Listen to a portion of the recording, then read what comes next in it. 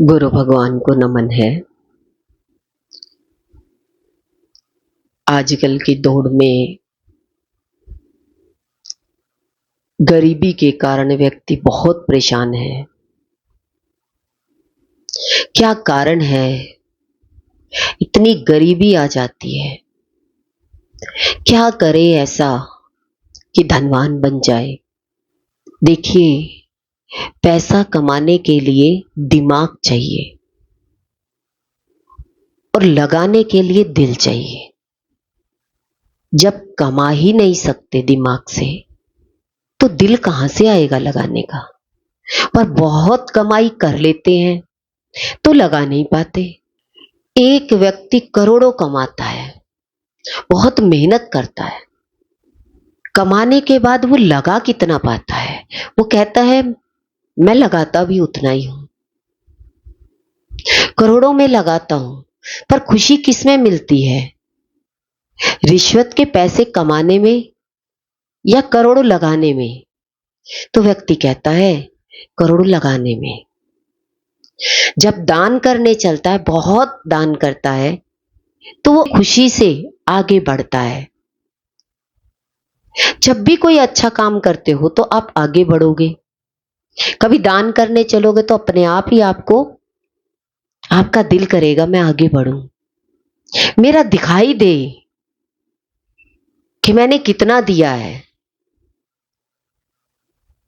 तो खुशी मिलती है लगाने में, किसी प्यासे की प्यास बुझाने में, किसी भिखारी को दान देने में। देना कितना अच्छा लगता है कि भगवान ने मेरे को इतना दिया कि मैं दोनों हाथों से आज दे रहा हूं। मैं कैसा दान करूं कि मैं धनवान बन जाऊं? सबका प्रश्न होता है जो गरीब होते हैं। कहते हैं दूध में जैसे मलाई होती है। दूध का सार क्या है? मलाई है। और जीवन का सार भलाई है। अब हम अपने मानव चोले के जीवन को देखें। मनुष्य जीवन मिला है तो हम भला कितना करके चलते हैं। दूध में से मक्खन निकालना आसान है, पर किसी की भलाई करना, मानव चोले में आकर किसी का भला करना बहुत मुश्किल है। भला करोगे तो उसका उल्टा क्या होगा?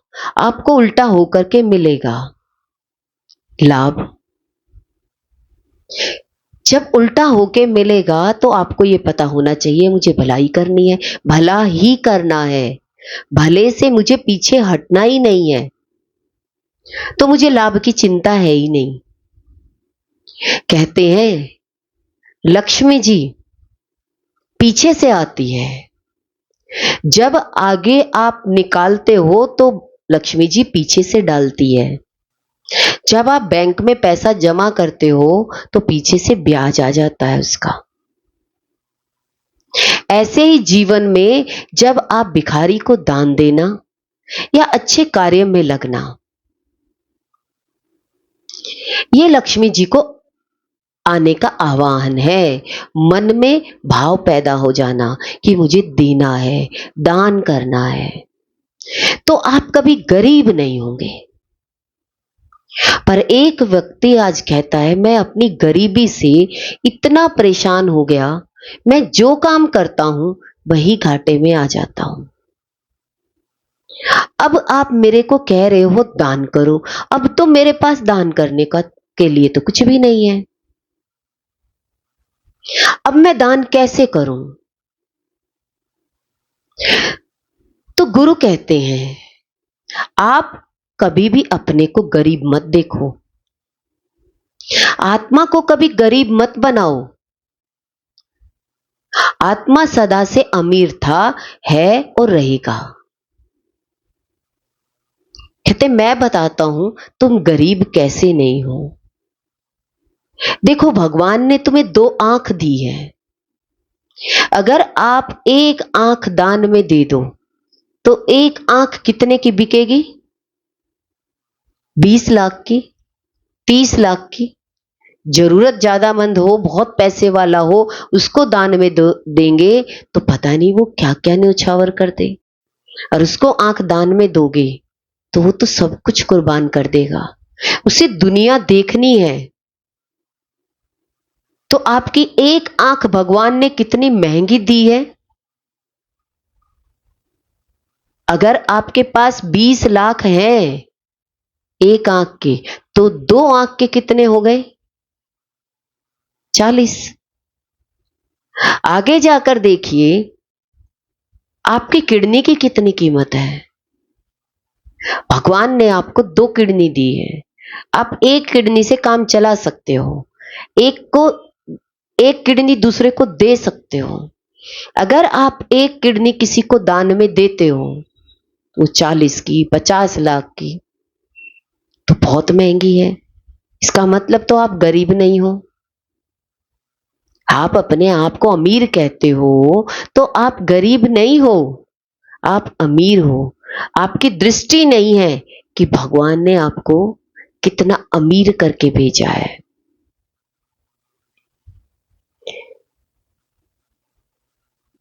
तो ये बात समझ में आती है कि इंसान देने का गरीब होता है।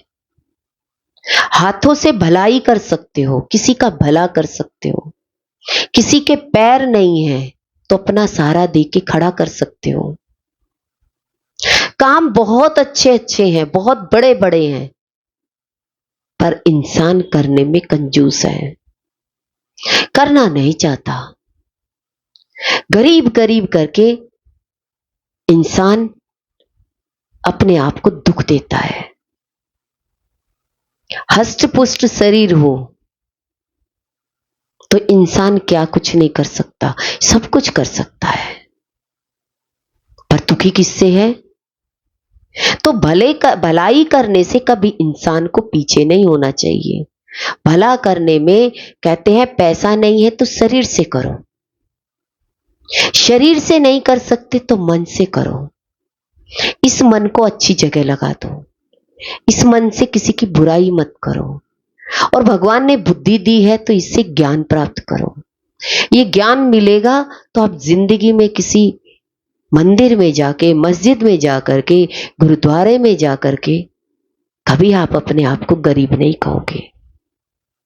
क्यों? ज्ञान से गुरु ने आपको दृष्टि दे दी कि आप कितने अमीर हैं। अपने से किसी के, देखिए आपके 2 हाथ हैं, किसी के 2 हाथ भी नहीं होते। हाथ जोड़कर मांगता हुआ, कहते जिसके हाथ नहीं है वो तो हाथ भी नहीं जोड़ सकता। वो किससे मांगेगा? वो मुख से मांगेगा। पर भगवान ने तो आपको हष्ट-पुष्ट हाथ दिए, तो हम किसी का सहारा बन सकते हैं, किसी को ना दुख देने की कसम खा सकते हैं। तो कहा जिंदगी में आप गरीब तो नहीं होंगे, क्योंकि आपकी दृष्टि भगवान ने, गुरु ने आपको अपनी तरफ करा दी कि आप कितने अमीर हैं। जिसके पैर नहीं है, चल नहीं सकता, जा नहीं सकता, उसका सहारा बनो, उसे ज्ञान तक पहुंचाओ। जो ज्ञान से बहुत दूर है और अपने आप को दुखी कर रखा है, मैं बहुत गरीब हूं, तो कहा उन लोगों को सत्संग तक लेकर आओ। अगर उनको ज्ञान समझ में आ गया तो दुखी होना तो कम हो जाएगा, अपने आप से तो दुख कम लगेगा। पर अपना ही रोना हम रोते रहेंगे तो हम कभी कामयाब नहीं हो सकते। इसीलिए कहा गुरु के सामने बैठो तो जो कमी होगी वो गुरु पूरी कराएगा। हमारी जिंदगी में हम मानसिकता से, इस दिमाग से संकल्प ही गलत करते हैं, जिसके कारण हमारा प्रेजेंट भी खराब होता है और भविष्य भी खराब हो जाता है। इसीलिए कहा अपने आप को गरीब मत समझो, भगवान ने करोड़पति बनाकर भेजा है। क्या हम मानते हैं अपने आप को? भगवान ने स्वस्थ शरीर दिया, स्वस्थ मन दिया, और बुद्धि को ज्ञान में लगा दिया। हम कितने भाग्यशाली हैं। इंसान छोटी छोटी चीजों से दुखी रहता है। ये छोटी चीजें तो कुछ भी नहीं है। बड़े में बड़ा ज्ञान है, बड़े में बड़ा सत्संग है। सत्संग से हमारी सारी गुत्थियां सुलझती हैं। जो गांठ पड़ गई है, जो मेल्ट नहीं होती, बड़ी बड़ी बीमारियां खत्म हो जाती है जब आपके विचार सही हो जाते हैं। हर आदमी अपने जिगर का अमीर आदमी है, दिल से अमीर है। कहते हैं अगर जीवन में अपने भाग्य को अच्छा बनाना चाहते हो, सफलता प्राप्त करना चाहते हो, तो सत्संग से जुड़ो। जब तक आप क्लास में नहीं आएंगे, टीचर के सामने नहीं बैठेंगे, तब तक ये मन दुखी करता रहेगा और देने का तो इसका कभी भाव आएगा ही नहीं। देने में तो जीव इतना कंजूस है कि गरीबी की वेट करता है। गरीब हो गए तो संत कभी बताएंगे कुछ देना, तब हम देंगे।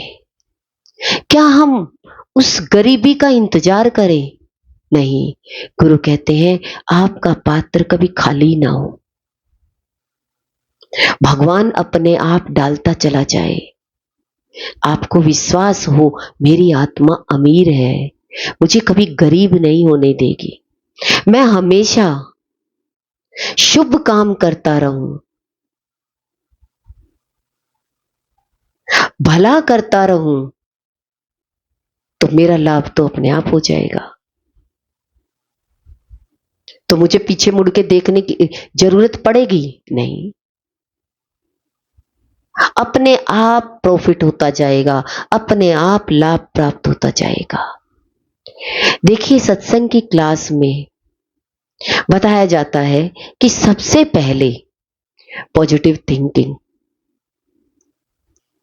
अब एक व्यक्ति पॉजिटिव थिंकिंग को समझता है कि मैं तो रोज स्मोक करता हूं, सिगरेट की डिब्बी डेली खाली कर देता हूं, पर गुरु ने मुझे बताया क्या पॉजिटिव थिंकिंग करो कि मैं सिगरेट पीता नहीं हूं।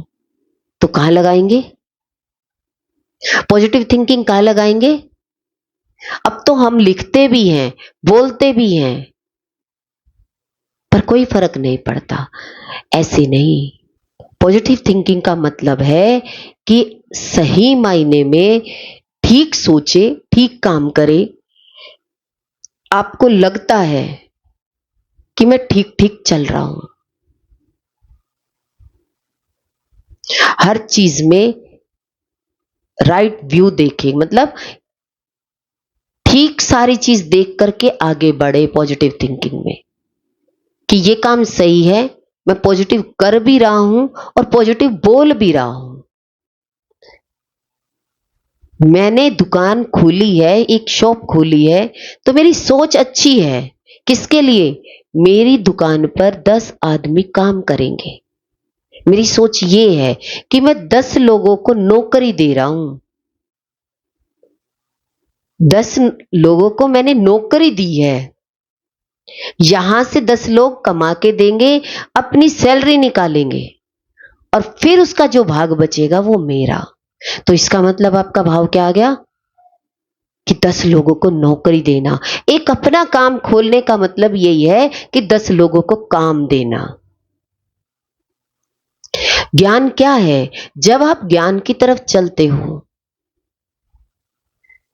ज्ञान देते देते सब लोग आपको पसंद भी करते हैं, ज्ञान को पसंद करते हैं, जीवन अच्छा होता है और धीरे धीरे मैनेजमेंट आ जाती है, रहने का, खाने का, पीने का, घूमने का, कुछ बिजनेस करने का, सारी समझ डेवलप हो जाती है।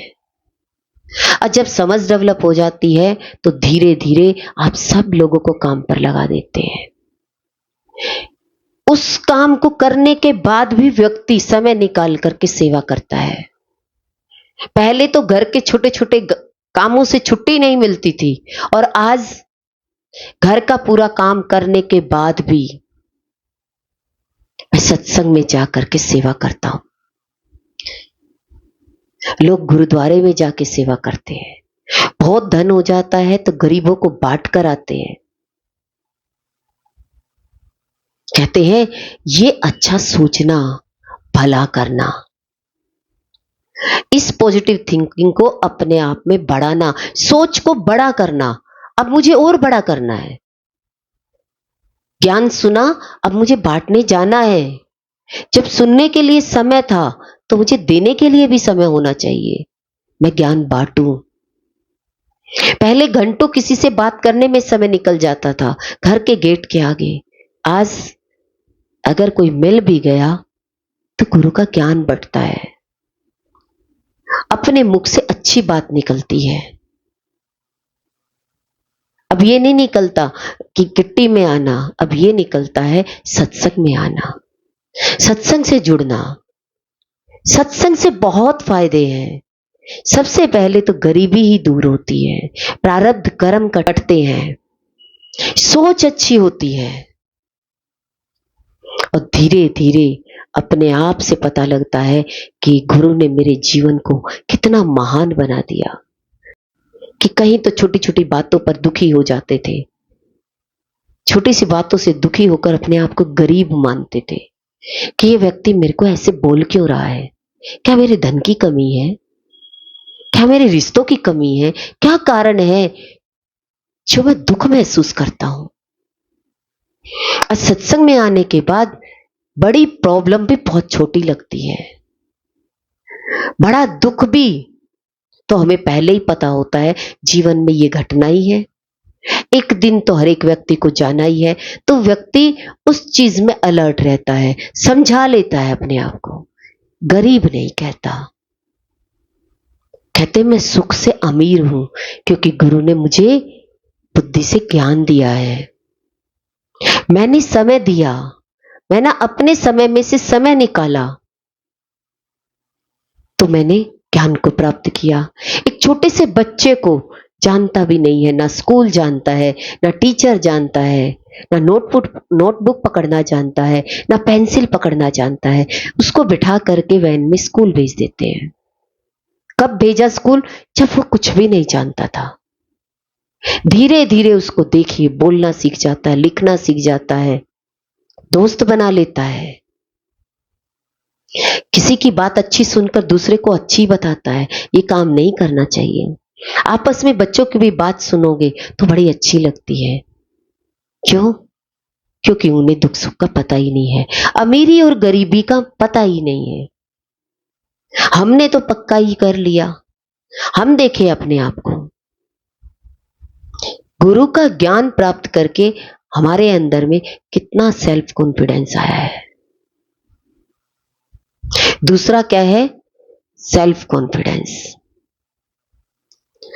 सेल्फ कॉन्फिडेंस का मतलब है अपने आप में पूर्ण विश्वास। मेरी आत्मा गरीब नहीं है, इस शरीर ही करोड़ों का है, एक एक अंग लाखों का है, तो मैं गरीब कहां से हुआ? मुझे सेल्फ कॉन्फिडेंस है मेरे अंदर में कि मैं मेहनत करके अपना भाग्य बना सकता हूं। मुझे पूर्ण विश्वास है मैं कुछ भी करूंगा, मेहनत करूंगा, मैं भाग्य पर नहीं अपनी मेहनत पर विश्वास करता हूं। मेरे हाथ पैर तो स्वस्थ हैं, मेरा दिमाग तो स्वस्थ है, बस जुबान में गुरु के हवाले कर दूं। जुबान में मैं गुरु की आज्ञा में चलूं, गुरु के प्रेम से चलूं और वही भाषा मेरे प्रेम की एक दिन मेरे को राइज करा देगी। तो मुझे पूर्ण विश्वास है अपने ऊपर। नेक्स्ट है क्लियर गोल। हमारा लक्ष्य है साफ साफ होना चाहिए। मेरा लक्ष्य क्या है? सबका भला करना। मैं सबका भला करूं, साफ साफ हो, ये नहीं धुंधला सा दिखाई दे कि मेरा गोल तो कुछ है ही नहीं, अभी तो मैंने सोचा ही नहीं मुझे सत्संग में जाना है, अभी तो घर में इतने सारे काम हैं, मैं कैसे अपने आप में क्लियर कह दूं कि हम सत्संग में आएंगे? अभी नहीं कह पा रहे। अभी भला करने का सोचा ही नहीं है। इंसान वेट करता है, जब कोई समय ऐसा आएगा तब सोच लेंगे। कहते नहीं, लक्ष्य निर्धारित करके चलो कि सत्संग में जाना है, सेल्फ में रहना है, पॉजिटिव सोच रखनी है। और लक्ष्य मेरा क्या है? आत्मज्ञान को प्राप्त करना, आत्मज्ञान में टिकना, अपने चित्त की शुद्धि करना। जब माइंड में अच्छे विचार आएंगे तो आपको करने का मन करेगा। देखिए, भला तो गुरु के दर पर ही हो सकता है, और तो स्वार्थ के वशीभूत इंसान काम करता है। लालच देखता है, पहले स्वार्थ देखता है कि यहां मेरा कुछ अच्छा होगा तो मैं यहां कुछ करूंगा, नहीं तो नहीं करूंगा। ज्यादा भला करना इंसान कहां जाएगा? सारी जिंदगी इन रिश्तों में खर्च कर देता है। बाद में उसे दिखाई देता है मेरा लक्ष्य तो कुछ था ही नहीं, मैंने 10-10 साल सबके हवाले कर दिए, पर मैंने अपनी तरफ नहीं देखा कि मेरा लक्ष्य भगवत प्राप्ति है। मैं भगवान की तरफ से गरीब कैसे हूं? भगवान की तरफ से तो अमीरी होनी चाहिए, गरीब तो नहीं होना चाहिए। गुरु ने दृष्टि कराई, भगवान तुम्हारे साथ है, कभी अपने ऊपर कलंक मत लगने देना कि मैं गरीब हूं। तो अपने भगवान को गरीब बना दिया। भगवान ने तो हमें सब कुछ दिया है। अमीर थे, जीवन से चले गए, पैसा धरा का धरा रह गया। पर जिसके पीछे गरीब थे, उस व्यक्ति ने उसे गरीब बना दिया। और हम कहें कि चलो जो व्यक्ति जीवन से गया तो हमने तो सत्संग ही छोड़ दिया, अब बुद्धि भी गिरा दी, अब हमने अपने आप को बेवकूफ बना दिया, पागल बना दिया। अब उस पागल को सही कौन करे? बाद में उसकी आत्मा से बात करें या पहले ही उसकी आत्मा से जुड़ जाते तो कितना प्रेम होता।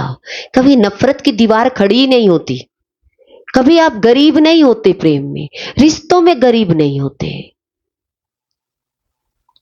आज संतों के पास कितने लोग हैं उनकी सेवा के लिए, उनके प्रेम के लिए।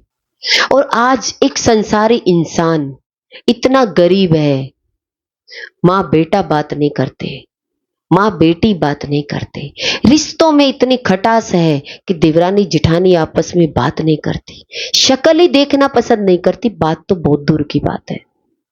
आज रिश्तों में खटास क्यों है? आज व्यक्ति मंदिर में जाकर के हाथ जोड़कर कुछ मांगना तो पसंद करता है। कहते हैं उसको हक नहीं है कि तुमने भगवान के लिए भला कितना किया है जो तुम 2 हाथ जोड़कर भगवान से मांगो। पहले अपनी जीवन में भला देखना कि मैंने भला कितना किया है, तब आपको लाभ होगा। भगवान ने कहा पहले मैंने संतों को भेजा है। देखिए, संत तो ज्ञान सही देते हैं, पर जीवन में कोई सही उठाता ही नहीं है, अपना स्वार्थ देखता है, अपना स्वार्थ देखता है, तब कहीं भगवान के मंदिर में भागता है।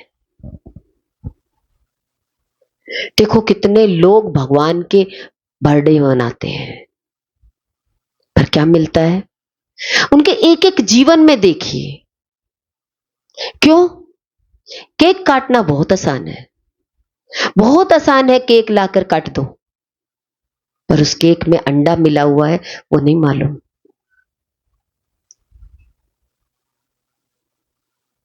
शुद्ध केक भी नहीं होता। खुशी तो हम मनाते हैं, पर हम उनका ज्ञान प्राप्त नहीं करते। आर्टिफिशियल खुशी तो आप भी दिखा दोगे। गरीब भी एक अमीर की तरह एक शादी में खड़ा हो जाएगा, वो भी एक आर्टिफिशियल चीज पहनकर बराबर में खड़ा हो सकता है, पर उसके अंदर में तो उसे पता है मैं गरीब हूं। ऐसे ही भगवान के मंदिर में मैं खड़ा हो सकता हूं, पर मैं कितना साफ हूं ये तो मुझे नहीं मालूम। अपने आप को देखना, कि मैं भगवान की तरफ से कितना गरीब हूं, क्या मुझे भगवान से मांगने का हक है? अगर आपके जीवन में इतने बड़े संत हो सकते हैं, फिर जीवन में दुखी क्यों? एक बच्चे को आपने बहुत अच्छे स्कूल में कराया, तो बच्चा फेल क्यों हुआ? कारण क्या है? बच्चा नहीं पढ़ा। ऐसे ही जीवन में हम कितने भी बड़े संतों के पास बैठ जाएं, वो ज्ञान दे और वो जीवन में ना लगाएं, तो हमें जीवन में कभी सफलता नहीं मिलेगी। चाहे आप नौकरी कर लो, चाहे आप बिजनेस कर लो, कुछ भी कर लो, पर आपका भाग्य अच्छा नहीं हो सकता। आपका लक्ष्य क्लियर होना चाहिए। भगवत प्राप्ति के लिए आपको सत्संग में जाना बहुत जरूरी है। अपने आप की गरीबी को दूर करने के लिए आपको सत्संग में जाना जरूरी है। भगवान दिखाता है कि आप अमीर कैसे हो और कैसे होंगे। गरीब से अमीर कैसे होंगे, ये तो आपको ज्ञान से पता लगेगा। आप कोई बिजनेस भी खोलते हो तो नॉलेज होनी चाहिए। ऐसे ही भगवान ही आपको जो छप्पर फाड़ के दे, बिजनेस के लिए भी आपको भगवान से ही को नॉलेज लेनी पड़ेगी। पैसा है लगा देते हैं हम कमा लेंगे, नहीं। पहले तो सोच अच्छी हो, दूसरा सेल्फ कॉन्फिडेंस हो अपने अंदर में, तीसरा क्लियर गोल हो, चौथा है वर्क प्लानिंग। आपको ज्ञान भी है पहले से, जो काम करते हो, प्लानिंग करते हो कुछ भी काम करने की, तो वो तो पहले ही आपको सोच बनानी पड़ेगी। तो पहले तो आपका सोच क्या है, ईमानदारी की होनी चाहिए। खाली मैं और मेरे वालों के लिए नहीं, सबके लिए। भगवान तू इससे जितना देगा, मैं जो प्लानिंग कर रहा हूं ये सबके लिए कर रहा हूं, सारी सृष्टि के लिए। मेरा काम निष्काम होगा। कोई भी काम की प्लानिंग करो तो सबसे पहले नेक और ईमानदार, नहीं तो वो दुकान नहीं चलेगी, लॉस में आ जाओगे। ऐसे ही नहीं चलते हैं बिजनेस, ऐसे ही नहीं मिलती है नौकरियां। सोच अच्छी होगी, तरीके से प्लानिंग करके चलोगे, कितना है इतना लगाएंगे और उसके बाद मेरे पास कितना टाइम इसको कमाने में लगेगा। बैकअप लेके चलना पड़ता हर चीज।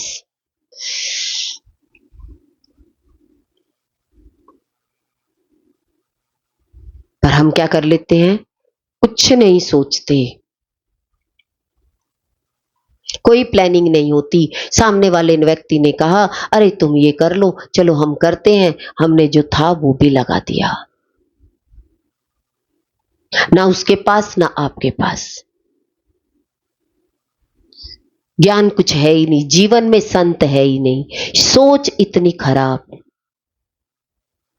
किसी अच्छे व्यक्ति के साथ बैठते ही नहीं है, सारा जीवन अपना टीवी में ही निकाल देते हैं। और हम चाहते हैं हमारा घरेलू परिवार बहुत अच्छा हो, नहीं, नहीं हो सकता। धनवान बनने के लिए भी ये सारी बातें हमारे जीवन में होनी चाहिए, नहीं तो गरीब होते देर नहीं लगेगी। नेक्स्ट है हार्ड वर्किंग। जो भी काम करो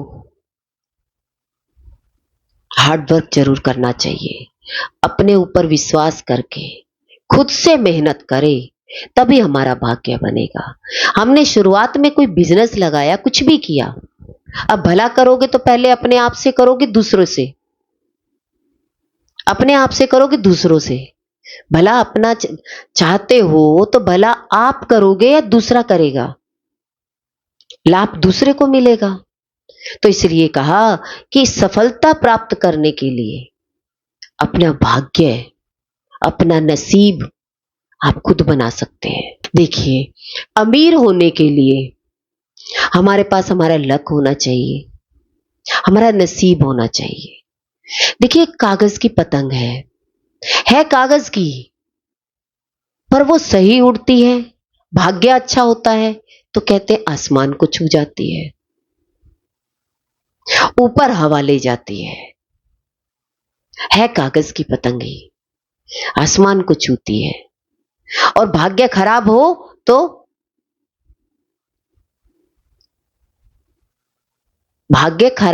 तो वो पतंग ऊपर ही नहीं उड़ती। तो भाग्य किससे बनेगा? जब हम जीवन में कुछ भला करेंगे, अच्छा करेंगे। भाग्य और मेहनत बिल्कुल ऐसे हैं जैसे सीढ़ियां और लिफ्ट। भाग्य क्या होता है? देखिए, सीढ़ियां होती है मेहनत, मेहनत करके आप कुछ पा सकते हो। एक एक सीढ़ियां चढ़ते हैं तो ये है मेहनत। कोई बात नहीं, गरीब है तो मेहनत करेंगे, छोटे काम से शुरू करेंगे, क्या हो गया? सीढ़ियों से चढ़ जाएंगे।